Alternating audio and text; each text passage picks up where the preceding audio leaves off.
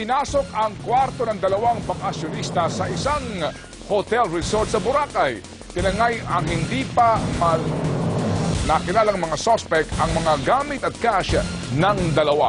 Habang aminado po naman ang pulisya sa tumataas na kaso ng nakawan sa isla. Nagpapatrol, Reggie Adosto. Sa halip na mag-enjoy perwiso ang inabot na magkaibigang Casey at May nang pagnakawan ang kanilang kwarto sa White Beach na Boracay. Tinangay ang laptop, digital camera, iPad, nano-watch, mamahaling shades, alahas at ang mga ATM cards at company ID. Kwento ni Casey, manonood sana sila ng fire dance sa beachfront. Pero dahil kailangan ng camera, ay bumalik sa kwarto si May. Tumawag siya sa akin, tinatanong niya ako kung saan ko nilagay yung camera. Sabi ko, wala akong ginagalaw, nandyan lang. Tapos napansin niya na wala na rin laptop. We checked the window, it's open. Pero we never opened it. Dismayadong magkaibigan dahil sa website ng hotel. Ipinagmamalaki nito ang security. Pero ayon sa front desk ng hotel, Marso pa sila nawala ng gwardya at hindi rin gumagana ang CCTV. Yung CCTV po kasi namin, sir, bago pa lang kasi yung nasa taas na yan. Wala pa siyang memory card. Aminadong Boracay Police na lumalala na ang mga kaso ng nakawan lalo na sa gabi. Sa tala ng Boracay Police simula Enero hanggang Hunyo 15 nitong taon, umaabot na sa 44 ang kaso ng pagnanakaw. Nangyayari yan around 2 in the morning to 5 in the morning. Kasi dyan sila nagtitake advantage na lasing na yung guests. Or wala pa yung guest or inaantok na. Umaapila naman ang Department of Tourism Region 6 sa mga bakasyonista at hotel owners na mag-ingat. Hindi nila pag-tolerate mga suspicious looking or people who do not have any business being in their premises. Sa panayam sa telepono, nangakong White Beach na Boracay na ire-refund ang booking ng dalawang biktima. Reggie Adosto, Patrol ng Pilipino. Samantala, lumalala ang alitan ni Manila Mayor Alfredo Lim at Vice Mayor Isko Moreno. Pinablatter kasi ni Vice Mayor Moreno at ilang konsehal si Mayor Lim dahil sa pinagbantaan umano sila. May buwelta naman sa kanila si Mayor Lim. Nagpapatrol si Jeff Canon. Kung dati sanggang dikit sina Manila Mayor Alfredo Lim at ang kanyang running mate na si Vice Mayor Isko Moreno. Pero ngayon, tila hati na ang Manila City Hall.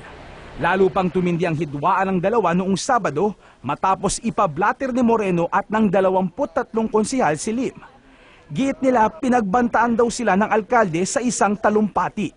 Ang binanggit niya, bakit? Wala ba silang kamatayan? Hoy, tumigil ka na nga. Para ka walang kamatayan kung magsalita eh. Figure of speech lang yon. Walang threat. O ikaw, anong pangalan mo? Jeff. Jeff, papatayin kita. Yan ang threat. Pag ordinaryong tao nagsabi noon, figure of speech lang yon. Pero kung si Mayor Lima nagsalita noon, ibang usapan yun. Kung meron daw ba akong alam na pinapatay ni Mayor Lima. Malay ko, sabi ko, someday. Malay mo, may lumapit sa akin. O sino si Someday? I-produce niya si Someday. O, para... O, yung nananawagan na ako sa mga kamag-anak ni Someday, pwede ba magdemanda na kayo kung pinatay ko yan si Someday? Parehong itinatanggi ni Lim at Moreno na politika ang tunay na ugat ng away nila. Dati nang nagdeklara si Lim na tatakbo ulit siya sa pagkaalkalde. Umanib naman si Moreno sa partido ni dating Pangulong Joseph Estrada na nagpahiwatig ng lalaban kay Lim sa susunod na taon. Pero nagsimula ang hidwaan ng dalawa sa isyu ng umano'y mga ghost employee ni Moreno at ng mga konsehal sa City Hall. They have to confront the issue. Sino itong sinusweldohan? Silang gumagawa ng politics eh. Kamukha kayo, ini-interview nyo ako. Sikat na naman sila dahil nababanggit ang pangalan. Pero ayon kay Moreno, ginigipit lang daw sila ni Lim dahil kinontra nila ang pagsibak ni Lim sa ilang tauhan ng City Hall. Siya lang naman gumagawa ng sarili niyang multo eh. Pinag-aaralan ng kampo ni Moreno ngayon kung dadalhin na sa ombudsman ang tinaguriang Battle of Manila ngayon. Jeff Canoy, Patrol ng Pilipino.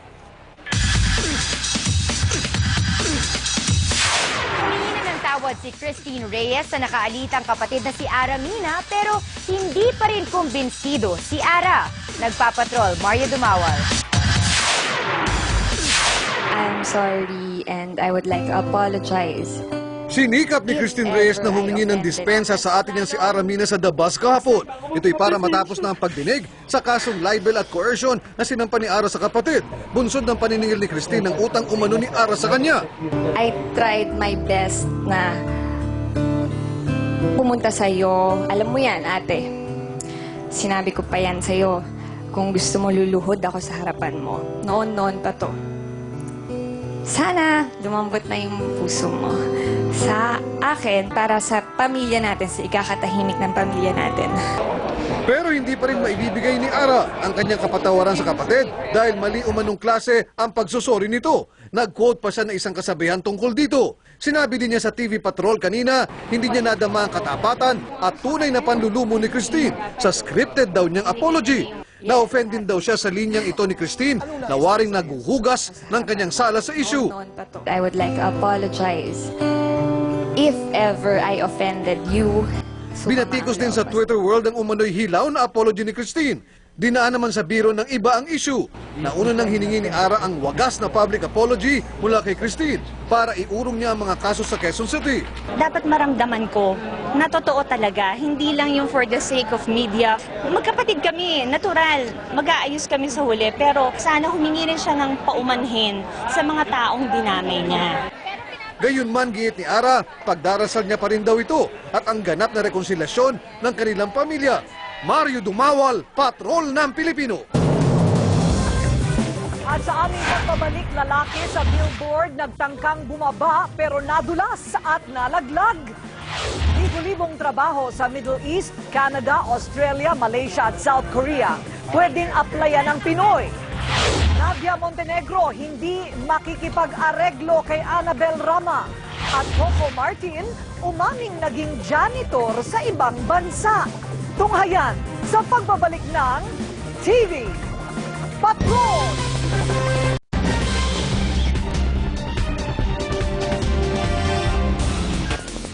Halos buong magdamag, binantayan ng rescuers ang lalaking umakyat sa isang billboard sa Balintawak, Quezon City kagabi.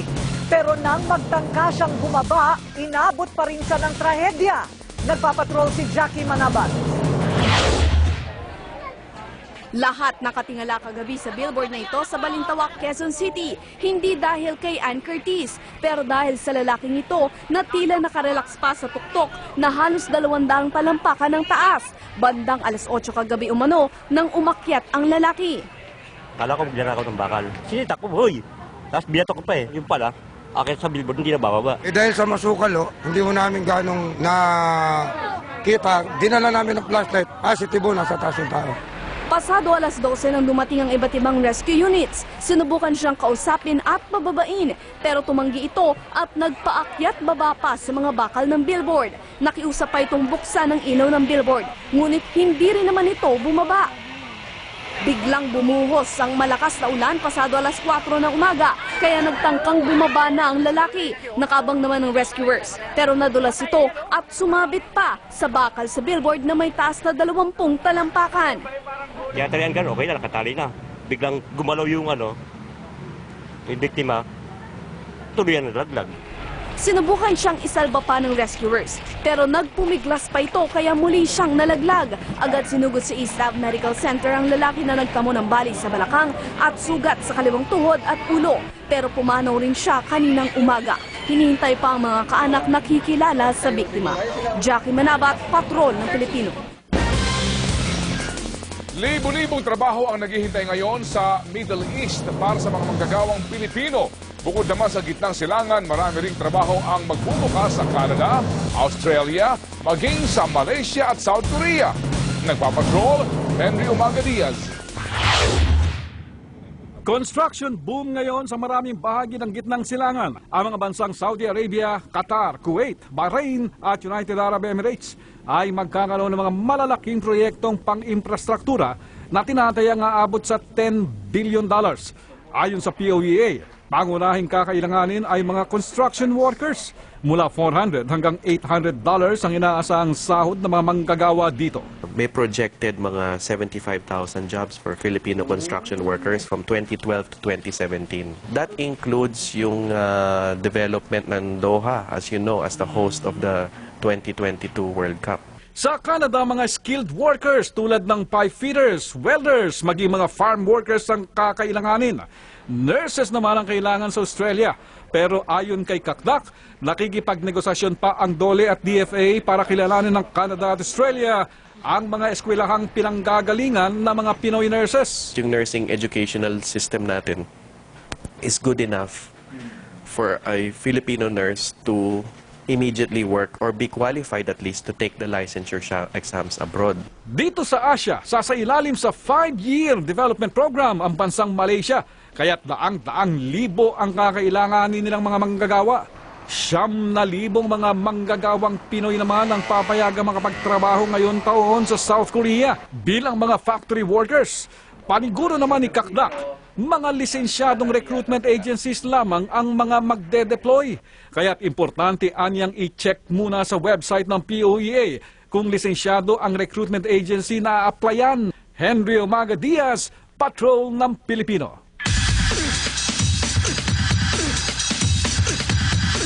Nag-plead ng not guilty si Annabel Ramos sa kanyang arraignment para sa mga kasong libelo na isinampa ni Nadia Montenegro.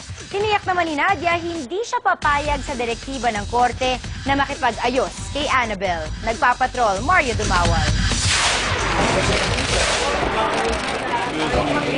Sa dami ng libel cases, 14 suma total. Humigit kumulang na 20 minutos na binasa ang sakdal kay Annabel Rama sa closed-door arraignment sa sala ni Judge Eleuterio Batan sa Branch 92 ng Quezon City Trial Court. Dumalo si Nadia Montenegro at kanyang pamilya sa pagtatapos ng mahigit 9 na buwang usapin, bunsod ng pagtutol ni Nadia sa estilo ng pagmamanage ni Annabel sa karir ng kanyang mga anak. Every time she'd say not guilty, parang kumukulo dugo ko eh. Doon ako inis na inis, bawat basa sa kanya, not guilty, not guilty. Parang, ha? Asan yung tapang mo na sinabi mo lahat yan?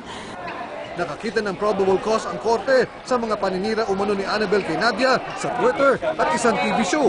Tumanggi magsalita ni Annabel sa sandamakmak na media na nag-cover ng kanyang arraignment at hinayaan na lang ang kanyang abogado na magsalita. We report to the processes of the courts. Tuloy-tuloy ang kaso, hindi tayo nagdi-delay, hindi tayo nagpapatagal, walang problema, humaharap tayo sa katotohanan at sa katarungan.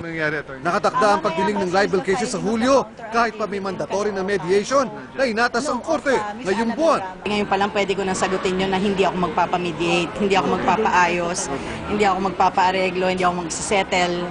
Kinahaponan nagsumite naman si Annabel ng kanyang counter affidavit sa Caloocan para ipabasura ang libel case na isinampa ng partner ni Nadia na si Boy Asistio dahil umano sa paninirang puri din ni Annabel sa kanyang pamilya. Hanggang Supreme Court pa ito dahil mahaba pa itong laban ito. Fiscal pa lang tayo eh. Dagdag pa ito sa harapin na libel case ni Annabel na sinampa ni Amalia Fuentes sa Quezon City. Mario Dumawal, Patrol ng Pilipino. Titos na binalot sa plastic, iniwan sa compound ng simbahan.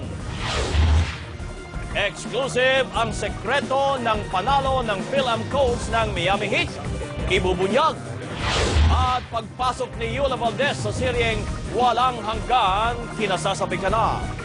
Ang lahat ng yan sa pagbabalik ng TV Patrol!